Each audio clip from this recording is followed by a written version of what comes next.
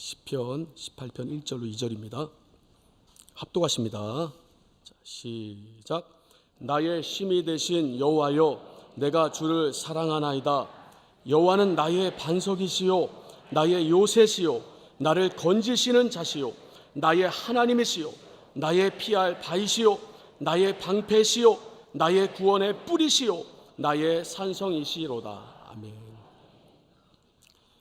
이 집에서 이 옷장을 좀 봤어요. 근데 이 동절기 그 정장은 있어요. 입을 만한 게. 근데 하절기 정장이 없더라고요. 제가 2년 전에 11kg를 뺐습니다. 근데 2년 만에 11kg가 쪘어요. 요요가 제대로 온 겁니다. 그러니까 이 옷이 후줄근하고 입을 게 없어서 제 아내한테 나 정장 좀 한 벌 사달라 이렇게 말을 했어요. 그러니까 아내가 웃으면서 안 돼요 이렇게 말을 하더라고요. 아니 저 신길동에서 설교하라는데 그래도 이 살쪄갖고 단추가 안 잠기는데 이렇게 말을 했더니 아내가 아주 강력한 진을 쳤어요. 그 사줄 마음이 없는 것 같아요. 돈이 없는 건지. 돈이 없었겠죠.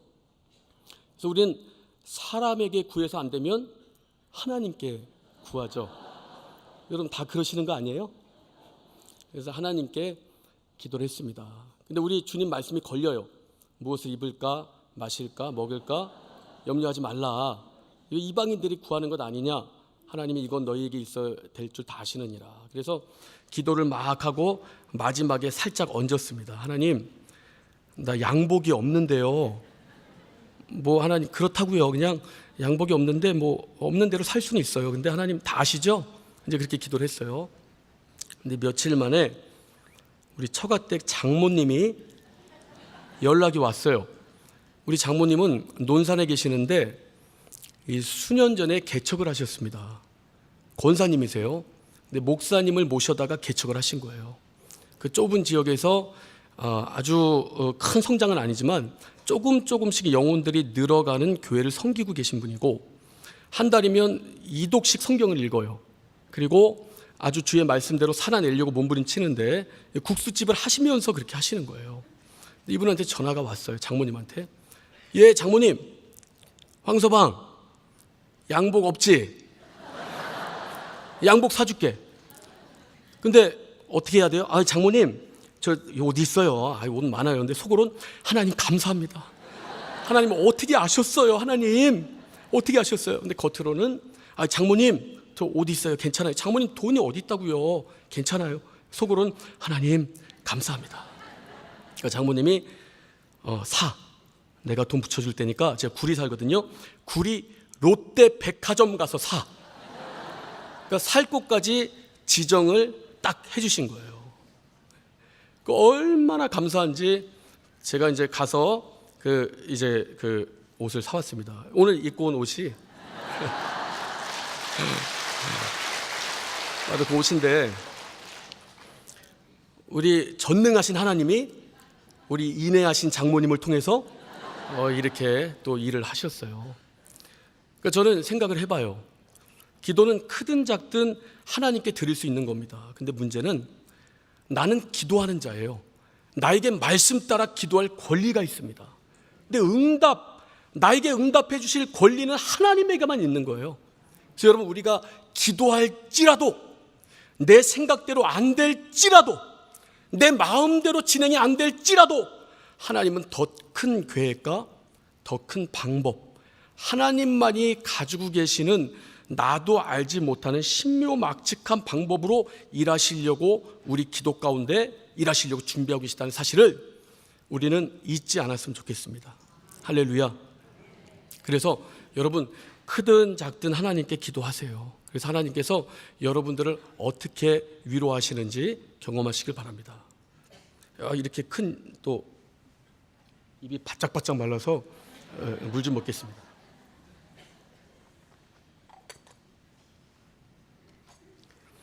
저는 애가 셋이 있습니다. 큰애가 6학년, 둘째가 2학년, 막내가 5살인데요. 그러니까 2남 1녀예요. 근데 이 큰애가 작년에 5학년 때 글을 하나 썼어요.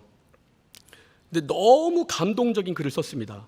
제목이 뭐냐면 우리 아빠에 대한 이야기예요. 그러니까 숙제로 내줬겠죠. 근데 이걸 써서 저를 보여주는데 너무 감동이 됐는데 오늘 잠깐 읽어드릴게요. 우리 아빠는 항상 명랑하시다. 그래서 항상 웃을 때가 많으며 화가 나도 화를 빨리 푸신다. 또 키도 꽤 크시고 혼자의 시간을 좋아할 때도 있다. 그리고 우리 아빠의 직업은 목사님이시고 구리에 위치해 있는 성락교회의 목회자이시다. 그렇기에 맨날 집에 늦게 들어오시고 쉬는 날도 아주 드물어서 힘드실 것 같다. 또 쉬는 날이어도 아빠께서는 설교 준비를 해야 하는 탓에 많이 바쁘시고 설교할 때 여러 사람들 앞에서 해야 하니 정말 긴장되고 어려울 것 같다. 그래도 우리 가족을 위해서 힘든 시련을 이겨내는 마음으로 열심히 일하시는 것이 정말 멋지다. 나는 우리 아빠가 정말 자랑스럽고 아빠들은 다 대단한 것 같다. 네, 이렇게 글을 썼는데 정말 제가 이 글을 읽고요, 한 일주 동안은 어깨가 목에 붙어 있었어요. 막 으쓱으쓱 이 글을 다 만나는 사람마다 보여주고 우리 아들이 나 대단하대요, 멋지대요, 아주 나를 자랑스러워한대요. 그 너무 기쁘고 아주 어떻게 할 줄을 모르겠더라고요.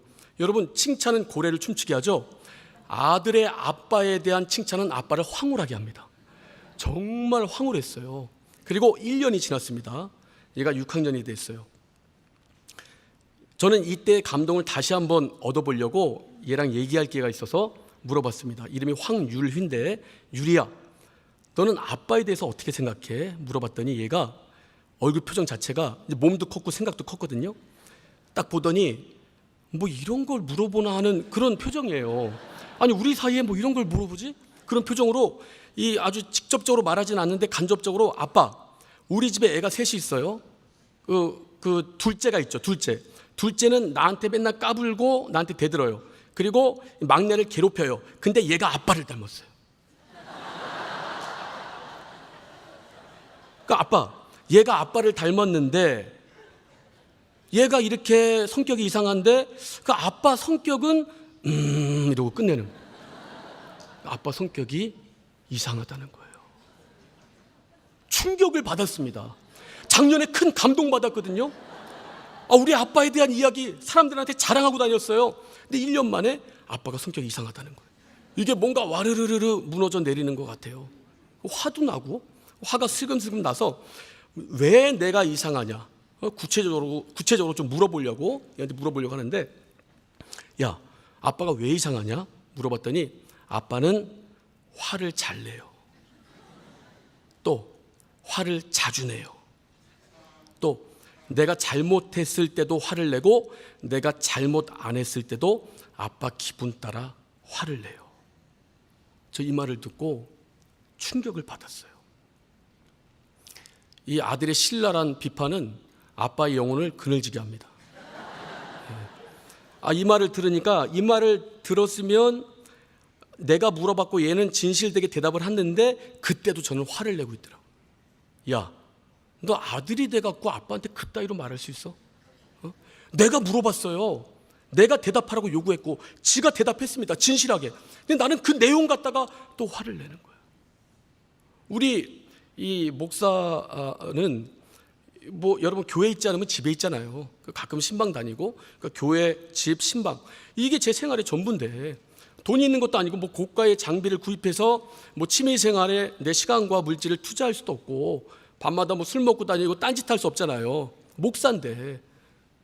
그 딴짓하는 사람이 이 근처에 2명이 있긴 한데, 근데 목사는 그러면 안 됩니다, 여러분. 지금 하나님께서 처리하실 건데, 목사잖아요, 목사. 그래서 저는 가정적이라고 생각했어요, 제가. 근데 애가 느끼는 나는 너무 이상한 아빠. 1년 전과는 아직 딴판이죠. 그리고 화를 내고 차를 타고 교회를 갔습니다. 교회를 가는데, 야, 내가 생각하는 나랑 아들이 생각하는 내가 이렇게 틀리구나. 근데 생각이 복잡한데도 언뜻 생각 하나가 딱 스쳐가요. 그러면 내가 생각하는 나와 하나님이 생각하는 나는 얼마나 다를까? 분명히 다를 거라는 생각이 드는 거예요. 나는 주님의 일꾼이라는 자부심도 있고 또 주님의 일을 감당하면서 내 일과 주님의 일이 겹치면 항상 내 일보다는 주님의 일을 먼저 감당했다고 생각했고, 하나님 보실 때 나는 참된 주님의 일꾼이다 인정하실 것이다 라고 생각을 했어요. 하나님도 이런 생각일 것이다 라고 생각을 했는데 하나님의 생각과 내 생각이 틀릴 거라는 생각이 확 들더라고요. 그런 이제 생각을 거치면서 교회에 도착했습니다. 그 목회실에 들어가서 찬송가를 틀어놓고, 그래도 이 기도를 해야 되니까, 그래 내 영혼이 사니까, 이 아들에게 그런 말을 들으니까요, 야, 아들에게 이런 말을 듣고 무슨 목회를 하나, 성도들이 나를 어떻게 볼까, 이런 생각 들고 절망이었는데 그래도 기도는 해야겠다 해서 기도를 하는데, 하나님께서 두 단어를 떠오르게 하시는 거예요. 첫 번째 단어가 들보, 두 번째 단어가 티. 우리 마태복음 7장을 보면 주님께서 이렇게 말씀하십니다. 어떤 형제를 어떤 사람이 지적하는 거예요. 형제, 당신 눈 속에 티 있어. 그 여지가 안 뺐어? 그 빼고 다녀야지. 일로 안 보이나 본데 내가 빼줄게. 딱 빼려고 간 그 사람에게 예수님께서 처음 하시는 말씀이 외식하는 자여, 외식하는 자여, 네 눈에 있는 들보를 먼저 빼라. 그래야 밝히 보고 네 형제의 눈 속에 있는 티를 빼리라. 외식하는 자요. 이게 마음 가운데 외식하는 자요. 맴도는 거예요. 그 말씀이. 저는요, 그 군대를 대체해서 방위산업체를 나왔는데, 이 방위산업체도 군사 기초 훈련은 받습니다. 4주간. 그 2000년 초반에 그 이제 20살 초에 제가 이제 충북 괴산 37사단에 내려갔어요.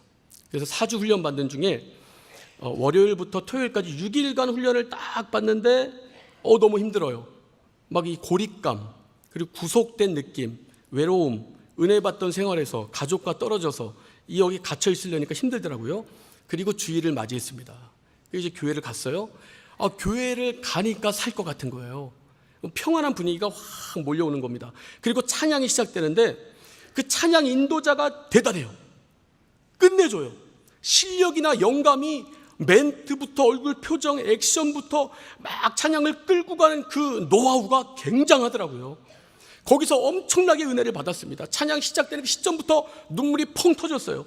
그러니까 하나님에 대한 그리움도 있고, 또 내 처지에 대한 어떤 내가 언제까지 이렇게 있어야 되나, 복합적으로 섞여갖고 막 찬양을 하고 예배를 다 받습니다. 예배가 이제 끝나고 저는 그 사람한테서 눈을 뗄 수가 없더라고요. 그 사람 예배 끝나고 이제 악기 정리하는데 계속 제 눈동자가 그 사람을 따라갔습니다. 배우고 싶다, 닮고 싶다, 저 사람처럼 되고 싶다, 이런 마음이 강력했어요. 그리고 그날이 지나고 다음날 월요일 오전에 훈련을 받고 점심을 먹고 이제 식판을 반납하는데 제 앞에 이 사람이 있는 거예요. 이 뒤통수만 봐도 딱 보이는 거예요. 뒤통수에 아우라가 있어요.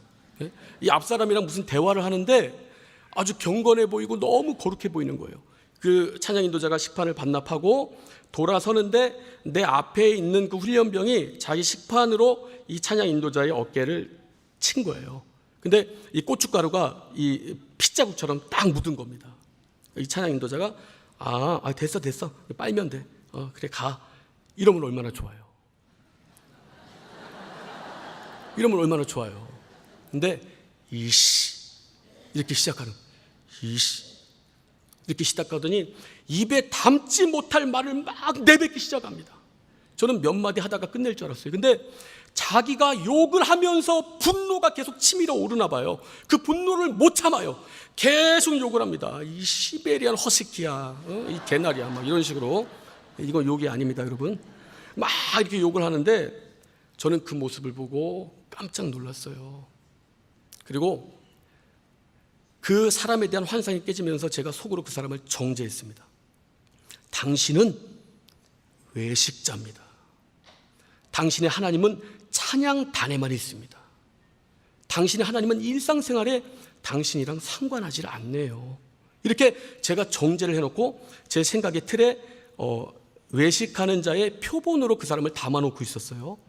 제가 막 기도를 하는데 하나님께서 들보와 티를 생각나게 하시더니 이제 외식하는 자여 말씀이 생각나게 하시더니 이 사람이 떠오르는 거예요. 이 사람과 내가 다를 바가 없구나. 이 사람과 내가 다를 바가 없구나.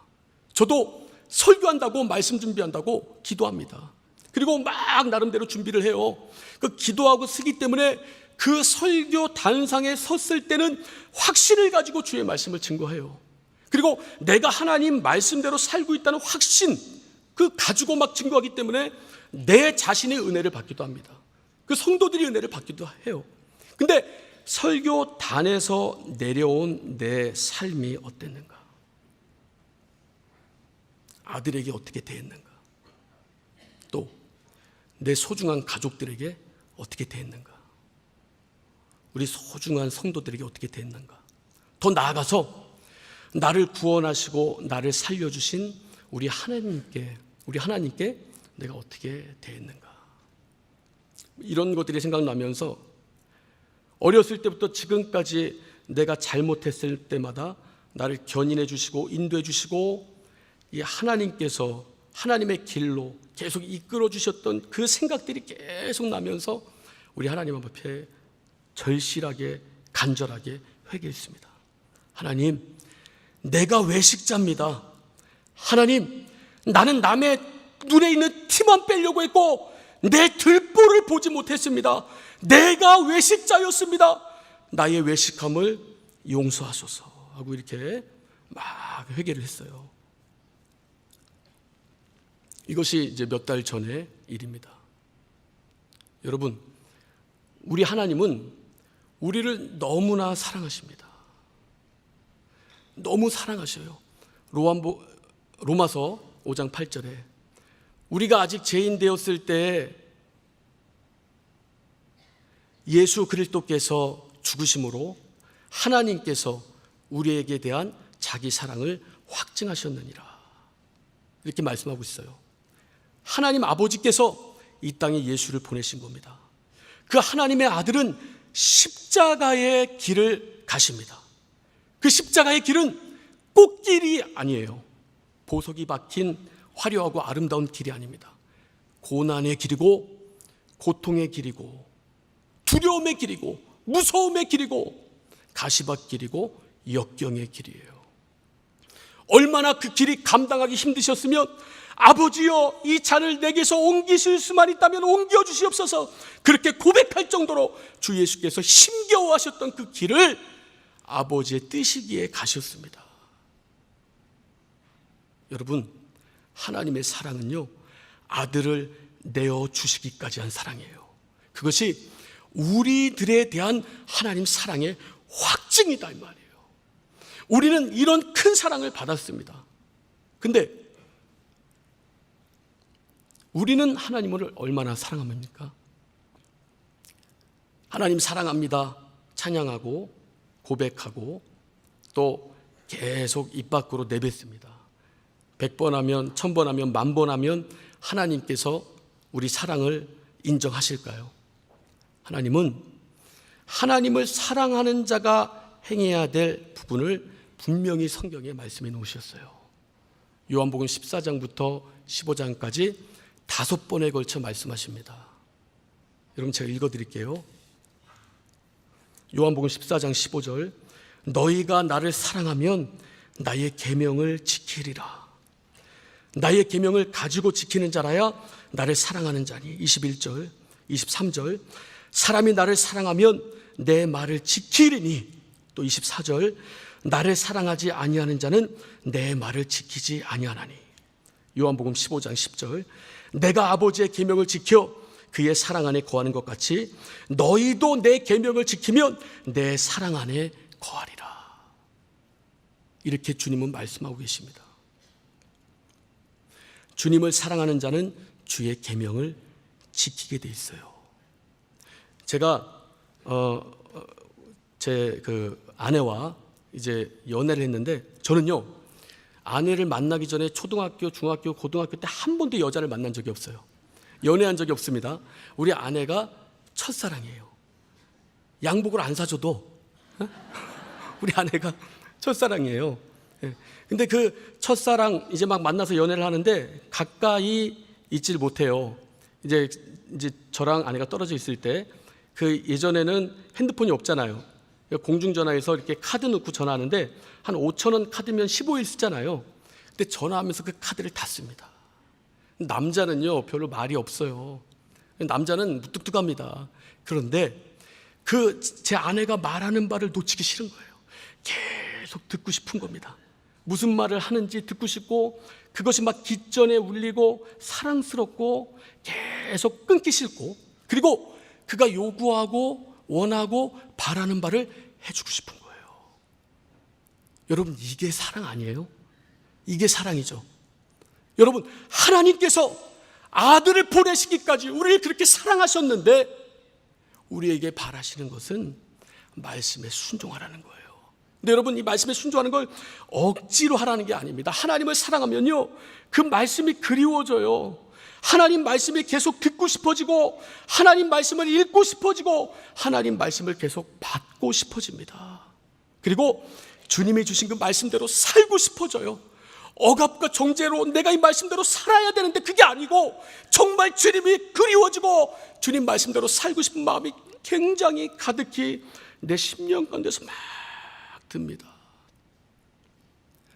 여러분 오늘 우리가 읽은 이 시편 18편은 다윗이 쓴 시입니다.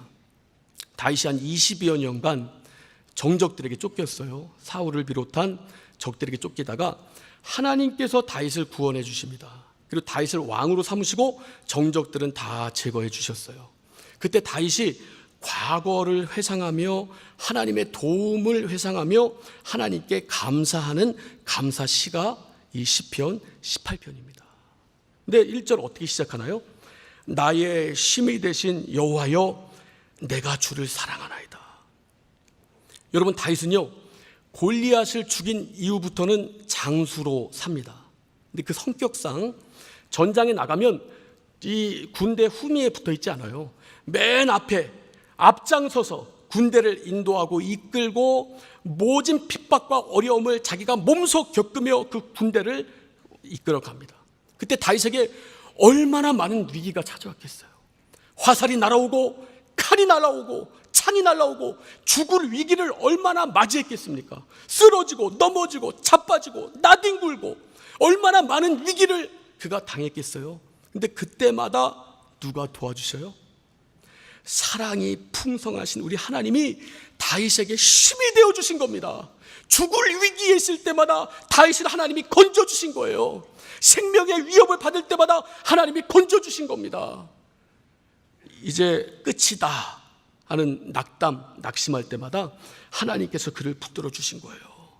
그러니까 여러분 다윗은 물론 죄를 범해요. 다윗도 사람이기 때문에 죄를 범하는데 죄를 범했다가 얼른 회개하고 주님께 다가옵니다. 왜? 큰 사랑을 받고 하나님이 나의 힘인 걸 알기 때문에 여러분 애가 집을 잃어버리고 막 헤매다가 엄마 저만 뒤에서 바라보면 어떻게 돼요? 하면서 막 뛰어가서 엄마한테 안기잖아요. 다윗이 여러분 그런 마음이에요. 내가 죄를 범했지만 이제껏 나를 사랑하신 하나님을 내가 어떻게 잊으랴? 회개하고 주님께 돌아가는 거예요. 내가 낙담하고 낙심했지만 이제껏 나를 위경에서 건져주신 하나님을 내가 어떻게 잊으랴? 그 하나님 앞에 달려나가는 겁니다. 하나님의 사랑이 그리워지고 하나님 말씀 앞에 가까이 나가서 주님과 온전한 사귐을 갖는 거예요. 그러니까 나의 힘이 되신 여호와여 내가 주를 사랑하나이다. 주는 나의 반석이시며 또 주는 나의 요새시요 나를 건지시는 자요 나의 하나님이시요 나의 피할 바이시요 나의 방패시요 내 구원의 뿌리시요 내 산성이시로다. 이렇게 고백을 하는 겁니다.